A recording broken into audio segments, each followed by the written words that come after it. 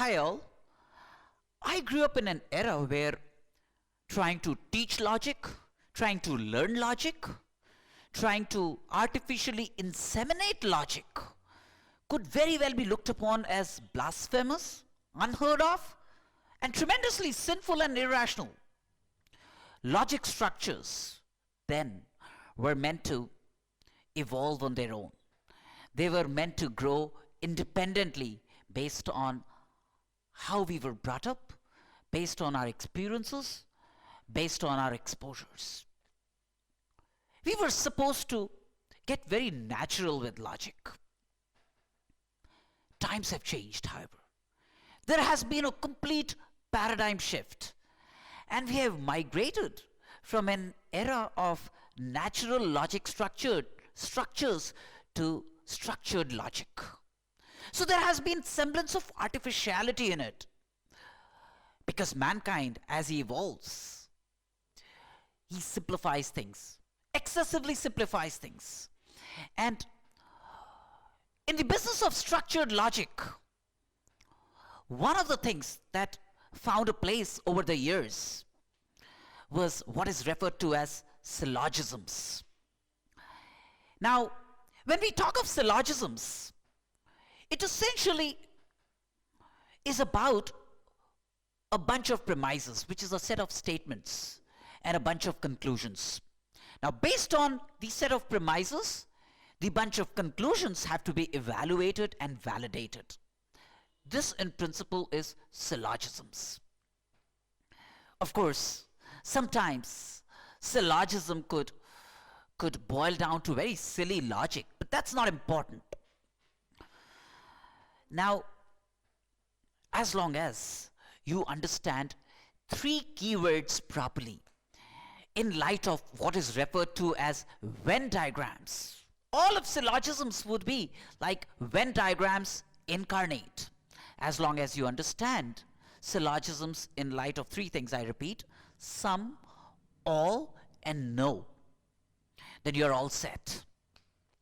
Now, when I talk of all, for example, in a Venn diagram perspective, if I say all A are B, all A are B, for example, then in Venn diagram notation,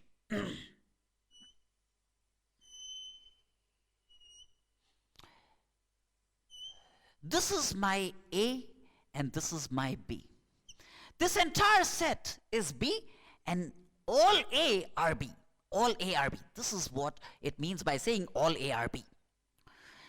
When I say some A are B, so this is about all. This is about all. Some A are B. What it means is, this is the set A, this is the set B, and you see that some of these A's are B.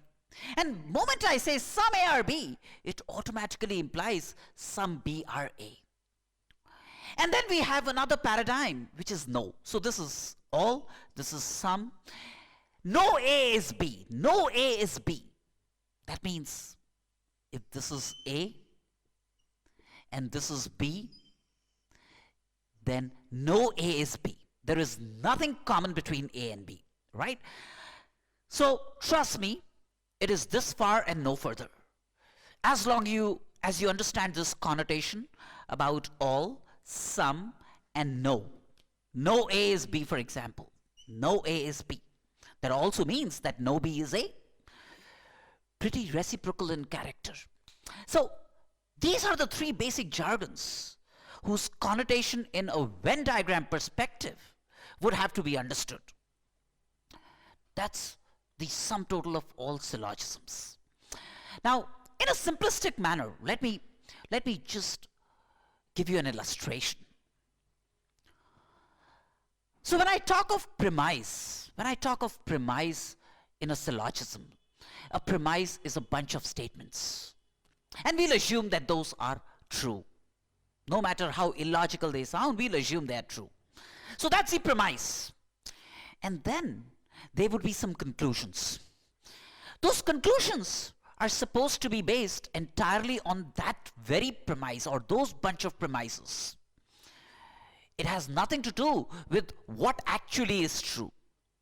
And then we would stack up these premises against the conclusions and check the validity of these conclusions. So I have a very ordinary illustration coming your way. This is like level 0 of syllogisms, but does not matter how complex it gets.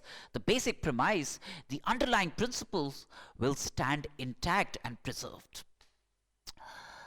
So we have a premise which is like all Xaverians are smart. How much I would want to always believe this, being a Xaverian myself. All teachers are Xaverians. These are the two premises. All Xaverians are smart. All teachers are Xaverians. Let me put these two premises in a pictorial Venn diagram representation. So the first statement, all Xaverians are smart. So there is a bigger group. There is a bigger group, the group of smart people. This is the group of smart people. This is the group of smart people. And part of this very elite coterie of smart people are these Xaverians, which is this blue line, The black encircles these smart people. The blue encircles Xaverians. So part of these smart people are Xaverians, and all Xaverians necessarily belong to this elite coterie. That is what is given. All Xaverians are smart. All Xaverians are smart. So the bunch of Xaverians, the set of Xaverians completely embedded in the smart coterie, And then the next statement, all teachers are Xaverians. So this is the set of Xaverians, what is enclosed within the blue line, and some of these belong to teachers. So some Xaverians are teachers. In fact, rather, I'm so sorry, all teachers are Xaverians. So all teachers are Xaverians. So this is like all teachers, and they entirely belong to this blue encircling. Now, from this, we need to draw some conclusions. Or we need to check some conclusions. All teachers are smart. Well, indeed so. All teachers do fall within the jurisdiction of smart people. And therefore, all teachers are smart is as true as it could be, very cardinal. And I would always want to believe this, being a teacher myself. So this is true. All teachers are smart. All teachers are smart. All smart people are teachers. All smart people are teachers. I would have wanted that to be true always. But let's check in this perspective. Well, outside the teacher regime, there still are smart people. Which means there are some smart people who are not teachers. Do you see this? Radially outward region, beyond the green segment, they're not teachers, but they're smart people. So to say that all smart people are teachers is incorrect. The world would have, however, been such a wonderful place if all smart people were teachers as well. Yes or no?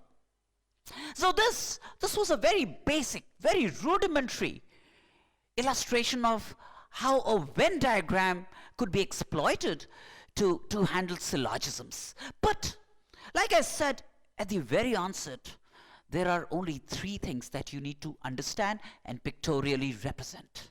One is all ARB, for example. This is the pictorial representation of all ARB. Some ARB. The pictorial representation of some ARB or some BRA is this. And then no A is B or no B is A, then this is the disconnect. They would have nothing common between them. Once we understand this, then we can go all out and handle syllogisms of all kinds, of all complexities, of all types, of all varieties. This much for this time. We'll get back to you with more complex, more involved, and funnier syllogisms. Thank you so much. Bye-bye.